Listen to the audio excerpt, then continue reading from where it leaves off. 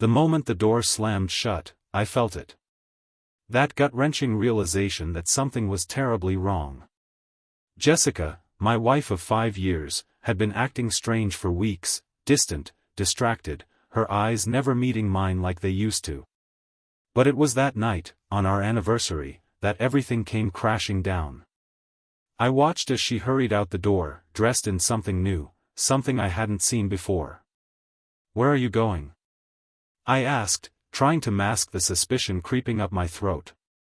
"Just a quick stop," she replied, but the lie was evident in her voice. I had enough.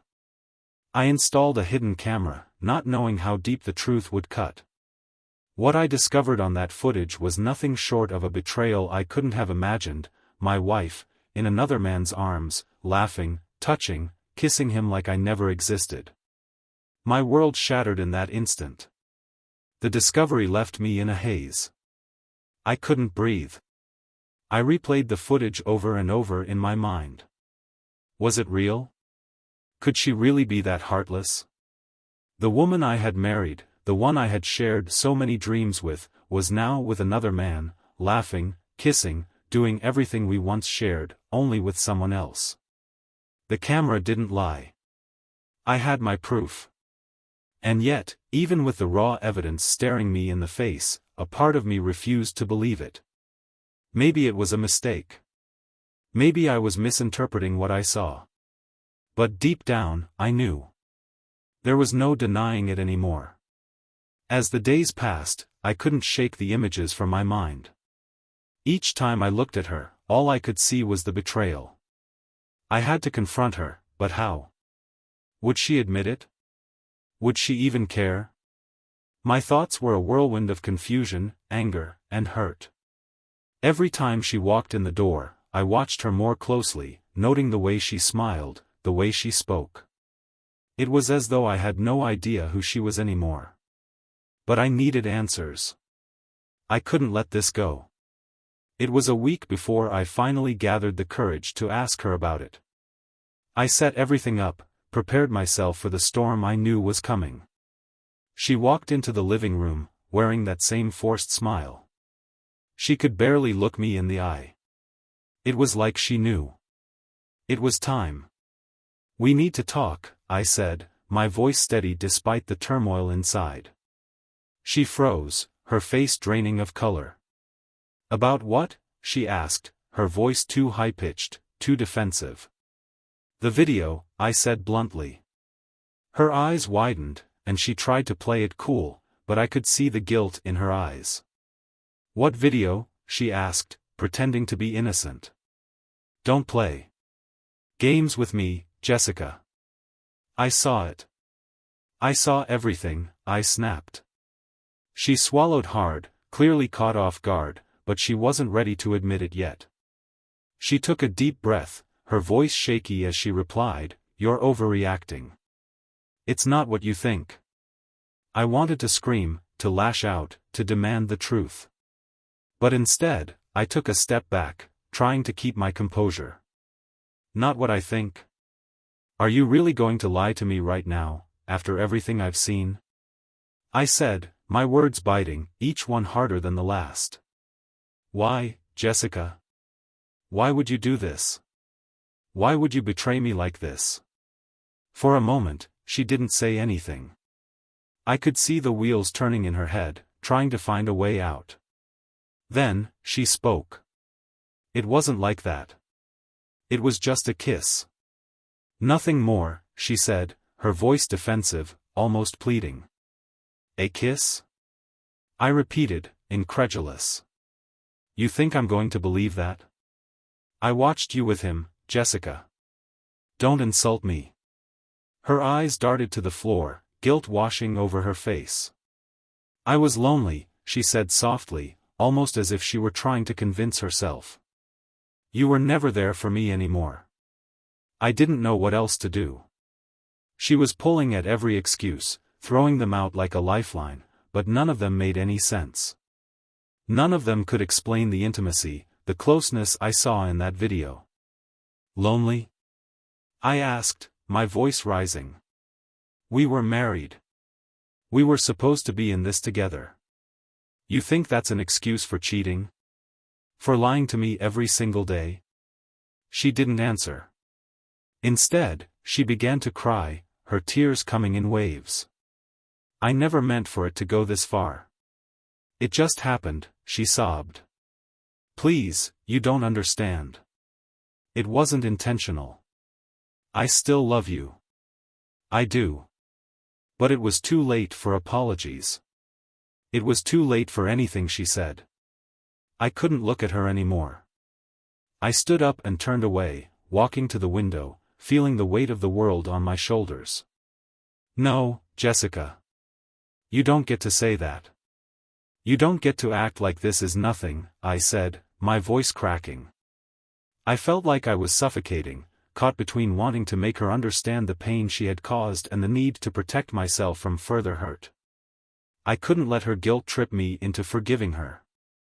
I wouldn't allow it. The silence stretched between us, thick and heavy. Her sobs were the only sound, but they did nothing to change what had happened. You're right, she said after a long pause, her voice barely above a whisper. I don't deserve you. I don't deserve anything. I turned to face her, finally allowing myself to feel the full weight of the betrayal. No, you don't. And I'm done pretending I don't see it. I can't do this anymore.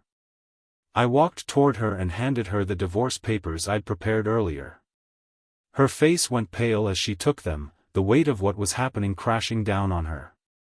Is this it? She asked, barely able to look at me. You're just going to walk away? I'm not the one who walked away, Jessica, I replied, my voice steady now. You did that when you chose him over me. The moments that followed were a blur, a whirlwind of emotions crashing through me. She was still standing there, holding the divorce papers, her hands trembling as she processed the words. I couldn't help but wonder if this was the first time the gravity of what she had done truly hit her. I'm sorry, she whispered, her voice barely audible. I never meant to hurt you. But the apology meant nothing to me now. The betrayal had already been done. The lies, the secret meetings, the stolen moments with him, it was all etched in my mind, replaying in vivid detail. The woman I thought I knew, the woman I had loved for years, was now a stranger. How could she stand there and pretend that a few words of regret could undo the pain she'd caused? You're sorry? I repeated, my voice colder than I intended. You're sorry after everything? After I saw everything on that video? I shook my head, disgusted. Sorry doesn't cut it, Jessica. Sorry doesn't fix what you've done. You broke me. She flinched at my words, but there was no turning back now. I had already made my decision. The camera had shown me all I needed to know. She had given herself to someone else, and now there was no room left for her in my life. I don't know what to say, she said, her voice cracking as her tears began to fall more freely. I was confused, I was lost. I didn't know what to do. I had no sympathy left for her excuses. Her pain was her own to deal with now. I had given everything, trusted her with my heart, and she had thrown it away for a brief, empty moment of pleasure. You should have thought about that before you started betraying me, Jessica. Before you made me a fool, I said, each word like a punch. You've made your choices. Now I'm making mine.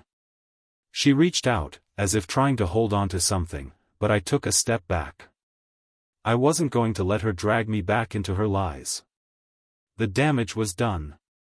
It was over. Please, don't do this, she pleaded, her voice desperate. I still love you.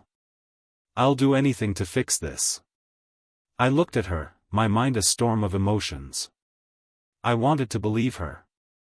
I wanted to, but the truth was staring me in the face, and it was impossible to ignore. Love? I repeated bitterly. You love me? You don't love me, Jessica. If you did, none of this would have happened. The silence in the room was deafening. Her sobs were the only sound, echoing in the space between us. I had no idea who this woman was anymore. The person I had married, the person I had shared my life with, was a mere shadow of the woman standing before me now. And I couldn't keep pretending that I could fix something so broken. "I'll leave," she said quietly, her voice barely a whisper. "I'll go. Just don't divorce me." But I knew what I had to do. I couldn't live with the image of her in that other man's arms. I couldn't pretend like everything was okay. I couldn't go back to the woman who had betrayed me. "You already left me, Jessica. The moment you let him into our lives, you left me," I said, the words sharp, final. "You don't get to make the rules anymore. This is over." Her face crumpled as she took in what I was saying, the reality of it all sinking in. The tears that had been flowing freely before slowed, and her hands dropped to her sides. I don't know what to do," she whispered. I didn't have an answer for her. I didn't know how to help her find herself again. I was too lost in my own pain. She had shattered me, and there was no fixing it. I reached into my pocket and pulled out the divorce papers I had already signed, the pen still fresh with ink. I handed them to her, watching as her hands shook when she took them. "Sign them. It's done." She stared at the papers for a long time, as if she couldn't believe this was really happening. I could see her fighting with herself, trying to come up with something, anything, that would change my mind. But there was nothing left to say. Her silence was all the answer I needed. "I don't want to lose you," she said, her voice breaking. "I can't lose you. Please, don't do this." But I had already made my choice. There was no going back. This was the end, and I couldn't pretend anymore. "You already lost me, Jessica. When you made that choice, you lost me." The sound of the pen scratching across the paper felt like a gunshot in the silence. She had signed it. It was over. I couldn't believe it. This was the woman I had loved, the woman I had built my life with, and now she was a stranger. The weight of it all crashed down on me. I had nothing left. My heart felt hollow, my soul empty. "I hope you find what you're looking for," I said, turning away. I couldn't look at her anymore. "But you won't find it with me." As I walked out the door, leaving her standing there with nothing but the signed papers in her hand, a part of me wondered if I would ever truly get over this. But deep down, I knew I had no other choice. I had to move on. There was no place for her in my life anymore. The days that followed were a blur. I could barely focus at work, my thoughts constantly drifting back to that moment, when she signed the divorce papers, when everything came crashing down. I thought about how quickly it had all unraveled. One day, everything was normal, or so I thought. And the next, I was standing in front of a woman I barely recognized, holding the remnants of our marriage in her shaking hands. I couldn't even bring myself to say goodbye. I didn't know what I was supposed to feel. Anger, pain, betrayal, relief. I had every right to feel any of those things, but none of it seemed to matter. The person I loved had turned into a stranger, and the life I thought we had built together felt like it had been nothing but a lie. Jessica's absence in the house was suffocating, and yet, her presence was everywhere. In the bedroom, in the kitchen, even in the silence. I'd never realized how much of her was a part of my daily life until I no longer had her in it. I spent the first few nights alone, my mind spinning. I couldn't escape the images of her with him, of them together, laughing and touching in ways I had once believed were meant only for us. My mind wouldn't stop playing the scene over and over, like a broken record.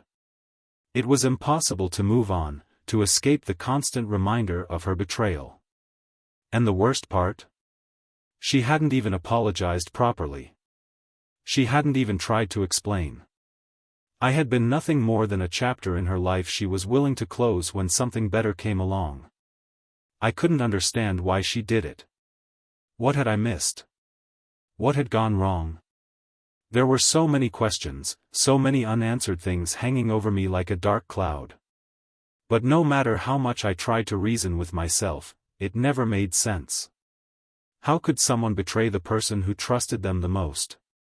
How could someone who had once vowed to be faithful, to build a future together, so easily turn their back on it all? It didn't help when I received a text from her a few days later, asking if we could meet. The message was simple: "Can we talk? I don't want it to end like this." But I knew better. We had talked. I had seen the truth. There was nothing left to say. Still, I couldn't ignore the message. I couldn't pretend that I didn't want closure, that I didn't crave some sort of explanation. Maybe, deep down, I hoped that she would finally show me some remorse, that she would finally understand the weight of what she had done. But I wasn't sure I was ready to hear it. Every time I thought about it, I could feel the anger rising up again, and I didn't want to give her the satisfaction of seeing me break down. When I showed up at the cafe, she was already sitting there, nervously stirring her coffee, her eyes darting around like she didn't know how to face me. It was as if she was a completely different person, someone I no longer recognized. There was no warmth, no love, only a hollow version of the woman who had once been my wife. "Sit down," she said, her voice shaky. I hesitated, but eventually took a seat across from her. I couldn't look her in the eyes. I couldn't bear to see the same woman who had smiled at me every morning now sitting in front of me, lying through her teeth, trying to piece together some sort of apology that would fix everything. "I never wanted it to end like this," she began, her voice barely above a whisper. "I didn't mean for things to get so out of control. It just happened." I couldn't contain the bitterness that bubbled up inside me. "Just happened? You think that's what this is?" I shot back, unable to hide the anger that had been festering since the moment I found out. "You think it just happened?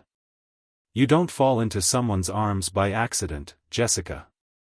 You made a choice. You made a choice to betray me. And now you want me to believe it was some mistake?" She flinched at my words, but I didn't care. I needed to say this, needed to get it out. "I trusted you.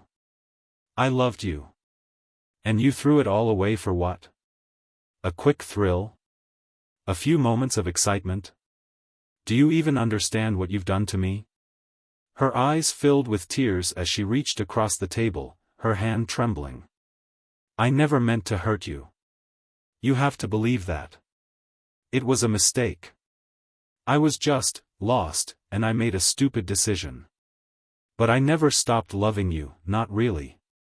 "Stop," I interrupted, the words cutting through the air. "Don't say that. Don't tell me you love me after everything. You don't love me. If you did, you wouldn't have done this. Love doesn't hurt like this. It doesn't betray."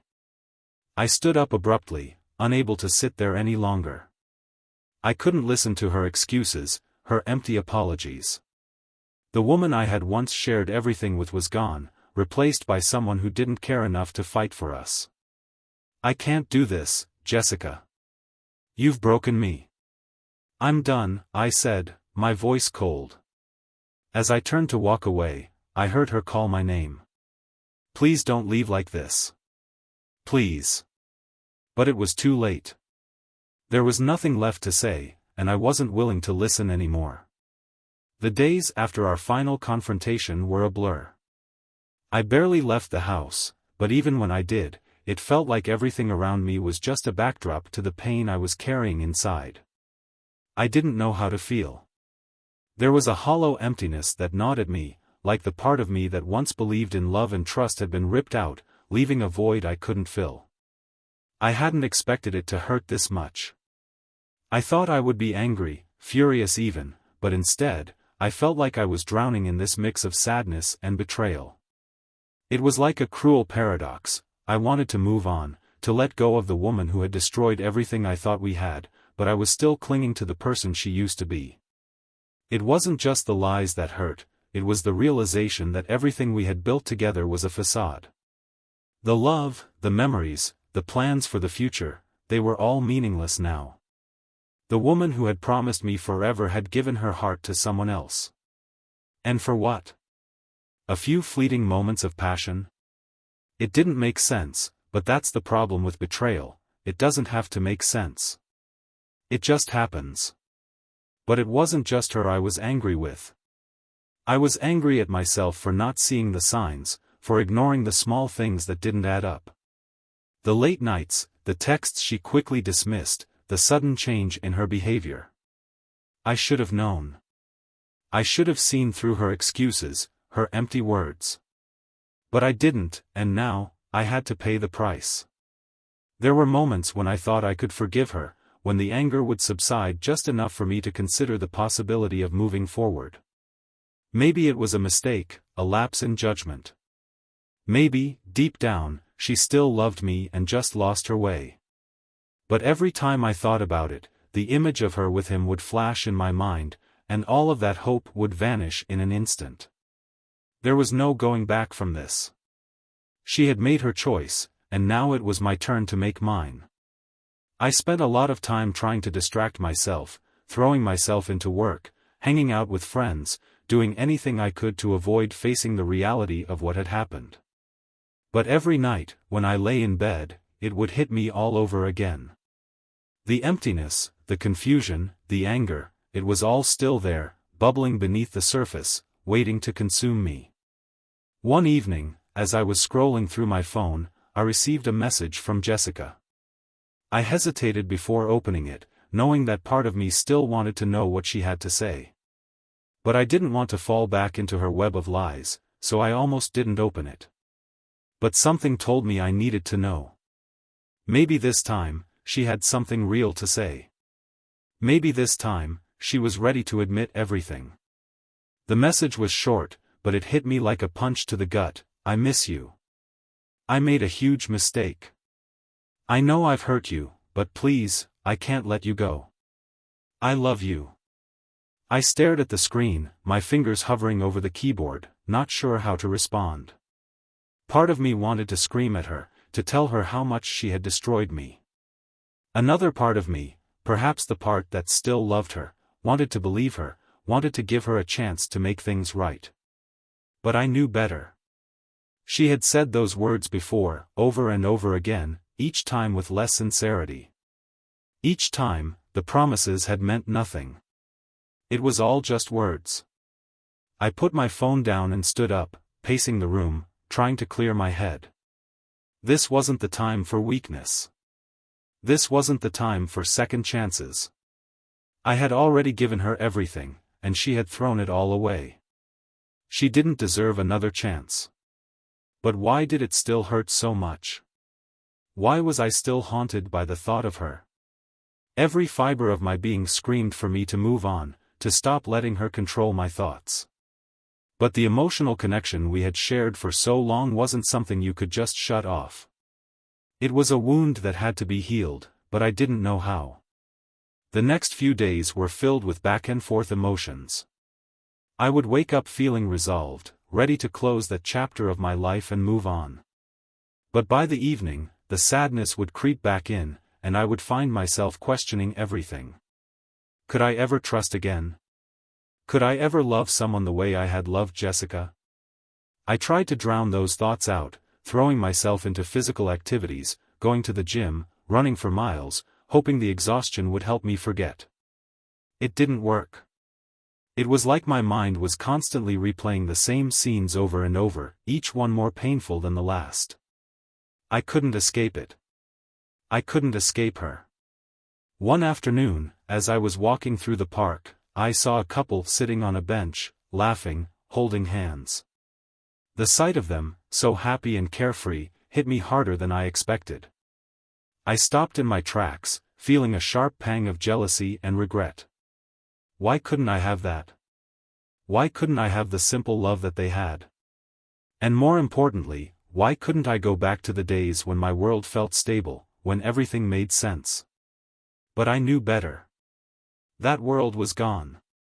Jessica had taken it from me, piece by piece, until there was nothing left. There was no going back.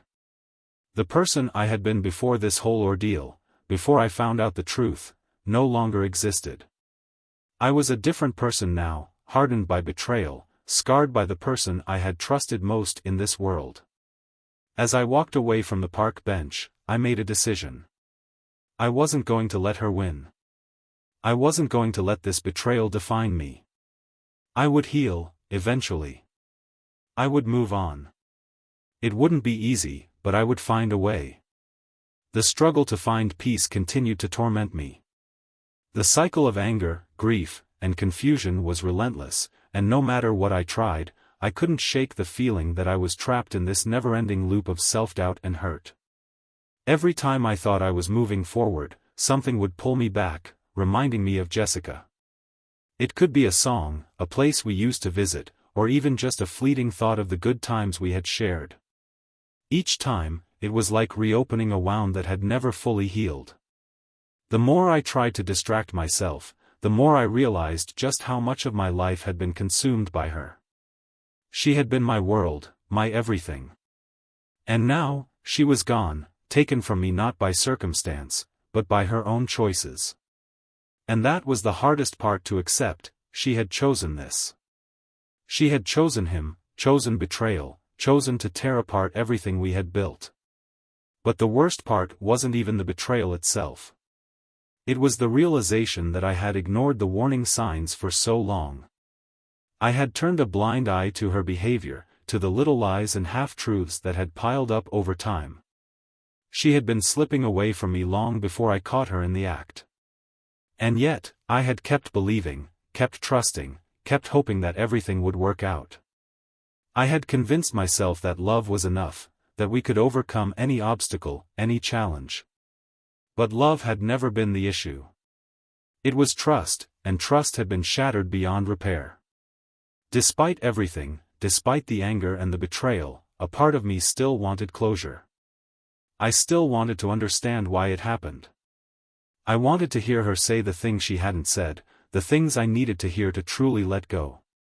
But as the days passed, I realized that closure wasn't something she could give me. It was something I had to find within myself.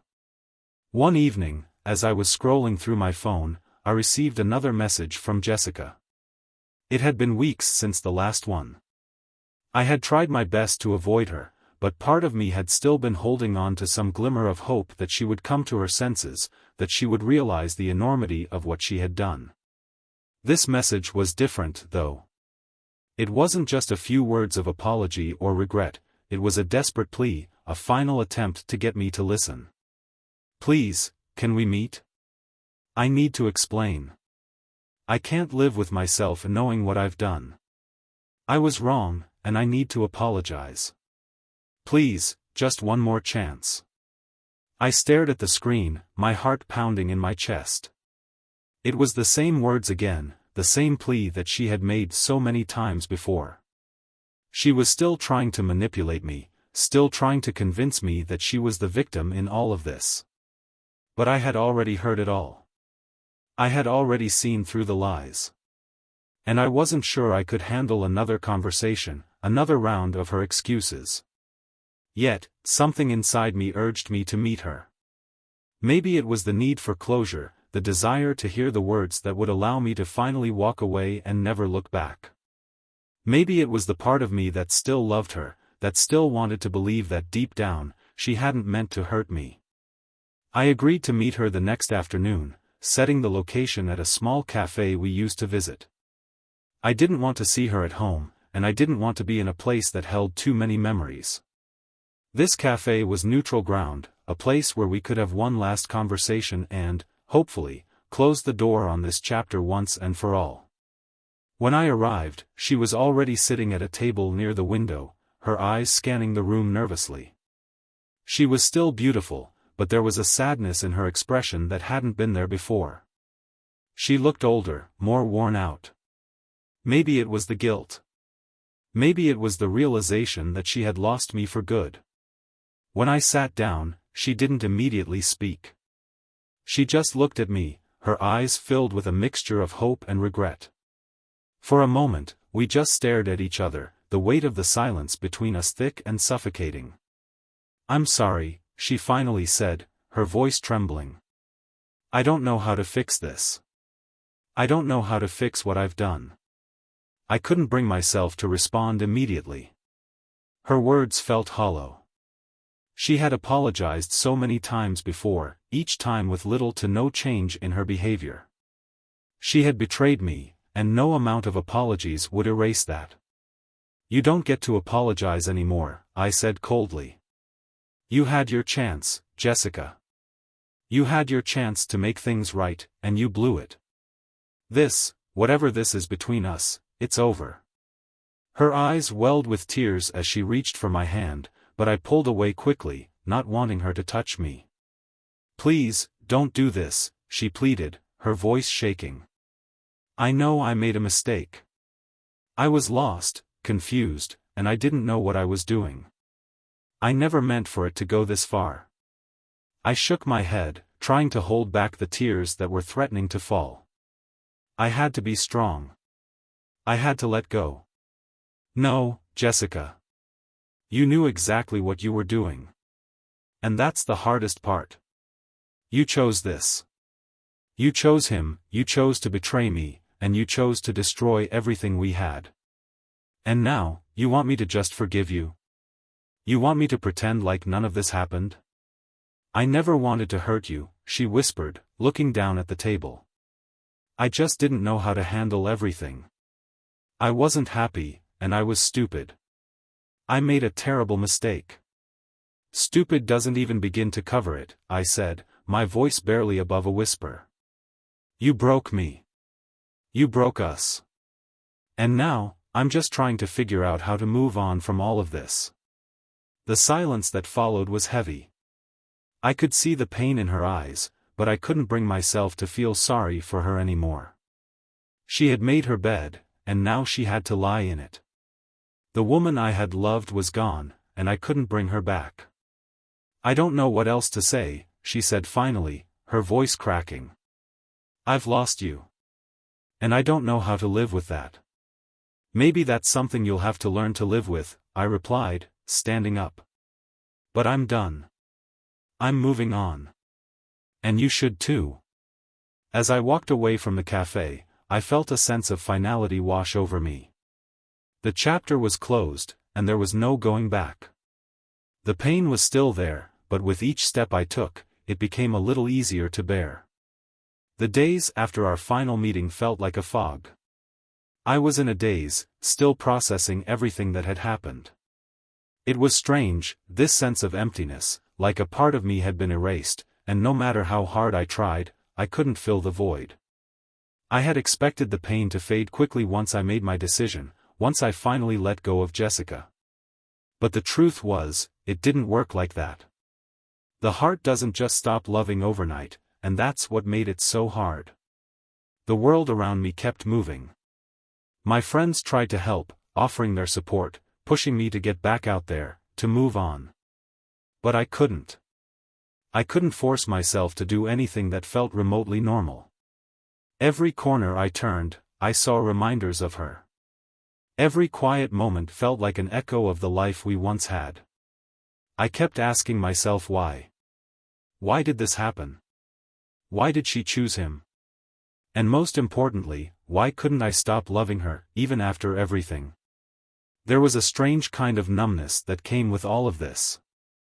It wasn't a peaceful kind of numbness, the kind you get when you've accepted the loss and moved on. It was a raw, painful numbness. It was like the world had suddenly become too much to bear, and I couldn't escape the feeling of betrayal that lingered with me. I tried to get back into my routine. I went to the gym every day, trying to force the anger out of me through physical exertion. I picked up new hobbies, tried to fill the space in my mind with distractions, but nothing worked. The images of Jessica with him were still burned into my mind. And every time I thought about moving forward, I couldn't shake the fear that I would never be able to trust anyone again. I would lie awake at night, staring at the ceiling, wondering what went wrong. I thought back to the moments we shared, how happy we had been, how perfect everything seemed. It felt like a dream now, a distant memory that no longer felt real. In a way, I couldn't even recognize the person I had been before. I wasn't just mourning the loss of her, I was mourning the loss of myself, the person I used to be, the version of me who trusted so easily, who believed in love. But there was also a part of me that had grown stronger, a part that knew I couldn't let this define me forever. Slowly, the anger started to fade, replaced by a quiet kind of resolve. I didn't need her. I didn't need her to tell me I was worthy, to validate my existence. I had been enough on my own. I had spent so much time losing myself in her, in our relationship, that I had forgotten who I was outside of it. I had forgotten what it felt like to be my own person. I knew that healing would take time. I couldn't rush it, no matter how much I wanted to feel okay again. But I was starting to see that maybe I didn't need to feel okay all at once. Maybe healing wasn't about forgetting the past, about pretending nothing had ever happened. Maybe it was about learning to live with the scars, about accepting that pain was part of life, but it didn't have to control me. A week passed. Then another. I started getting back into work, taking on new projects, refocusing my energy on things that mattered. I began seeing the value in small victories. Every day that I woke up and didn't think about her first, every night that I managed to sleep without the weight of the betrayal crushing me, it was progress. But there were still moments that hit me like a wave. I would be out with friends, enjoying myself, when something would remind me of Jessica. Maybe it was a song that played on the radio, or a place we used to visit together. Those moments were brief, but they would stop me in my tracks. I'd be reminded of the good times we had, and it would hurt. It would hurt like hell. I knew it wasn't over yet. The journey was far from finished. Healing wasn't a linear path. It was messy, full of setbacks and breakthroughs. But for the first time in weeks, I allowed myself to hope that one day I would be okay. That I would be able to look back on this chapter and not feel the sting of betrayal. One evening, I received a message from my friend, John. He had been there for me from the beginning, supporting me through the worst of it. I opened the text, expecting another casual check-in, but what I saw was something different. I think it's time you start thinking about yourself. The whole world's out there, and you've got so much to offer. Don't waste another minute on someone who doesn't deserve you. It was simple, but the words hit me harder than I expected. It was like a light switch flipped in my mind. John was right. I had spent so much time letting Jessica take up space in my head, so much time letting the pain define me, that I had forgotten about the world outside of her. There was more to life.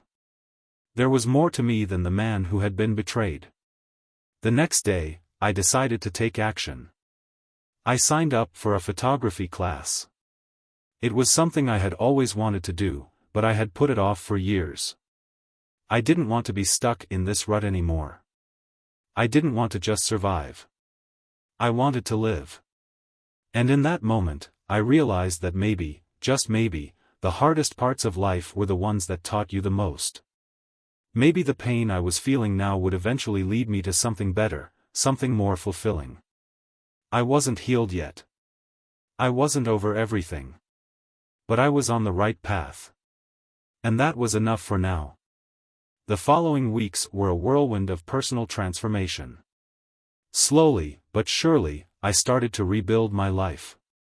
It wasn't about erasing the past or pretending that everything was okay, it was about forging a new path forward. Every day, I woke up with the resolve to take back control of my own happiness. I was tired of letting the shadow of Jessica's betrayal loom over me. I was tired of being a prisoner to my own grief. The photography class had turned out to be a revelation.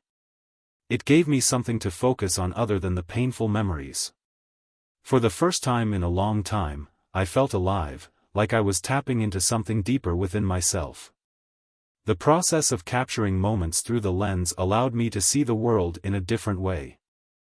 I found beauty in the simplest things, the way light danced on a tree's leaves, the stillness of the city streets at dawn, the quiet smiles of strangers as they passed by. It reminded me that life wasn't just about pain and loss. There was also joy, wonder, and possibility. But it wasn't just photography that helped me rediscover myself. I started spending more time with my friends, reconnecting with people I had neglected during my relationship with Jessica. We spent weekends exploring the city, going to concerts, laughing over drinks at the bar. It was like I was relearning how to have fun again, how to be myself without the weight of someone else's choices dragging me down. One evening, while I was out with a few friends, something unexpected happened. We were sitting at a local pub, reminiscing about old times and making plans for the future when I met someone new. Her name was Sarah, and she had a warmth about her that was impossible to ignore. We struck up a conversation, and I found myself laughing in a way I hadn't in months. There was no pressure, no expectations, just two people enjoying each other's company. For the first time since everything with Jessica had gone down, I felt something I hadn't felt in a long time: hope. It wasn't love, not yet. But it was a reminder that I wasn't broken, that I wasn't beyond repair. There was still a part of me capable of connecting with someone, capable of opening up again. I spent more time with Sarah in the weeks that followed. We shared dinners, long walks, and deep conversations. But I didn't rush into anything. I wasn't ready to jump back into a relationship just yet. Part of me still held back, still carried the scars from my past. But Sarah was patient. She didn't push me to be anything other than myself, and that made all the difference. During this time, I also made the decision to start therapy.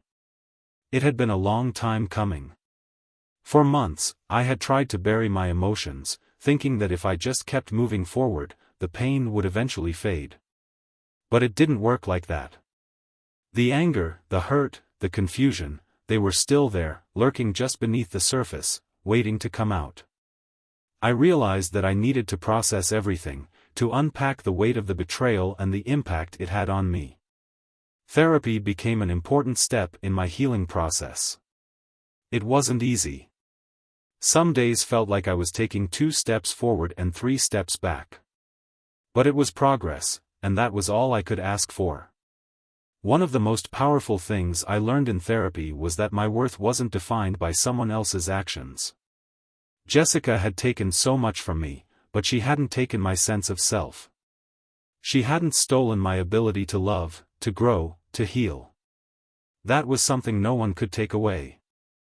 I was beginning to understand that I had the power to shape my own future, to choose who I wanted to be and what I wanted from life. And I didn't need anyone else's approval to do that. Despite all the progress I was making, there were still moments of weakness. Late at night, when the world was quiet, would catch myself thinking about Jessica, wondering what she was doing, if she ever thought about me. It was hard to let go completely. I had loved her for so long, and that kind of love didn't vanish overnight. But I also knew that dwelling on her, on what we had lost, would only keep me trapped in the past. I had to keep moving forward, even if it was one small step at a time. Then, one evening, as I was walking through the park, I saw Jessica from a distance. She was sitting on a bench, looking lost in thought. My heart skipped a beat, and for a moment, I felt a rush of emotion, anger, sadness, even a little bit of longing. But I didn't walk up to her. I didn't call out her name. I simply stood there for a moment, observing her. She looked the same, but there was something different about her. Maybe it was the emptiness in her eyes, or maybe it was the fact that I could see that she had changed too, just as I had. The difference was, I was moving on. I was becoming someone new. And she, well, she was still stuck in the past. I took a deep breath and turned away.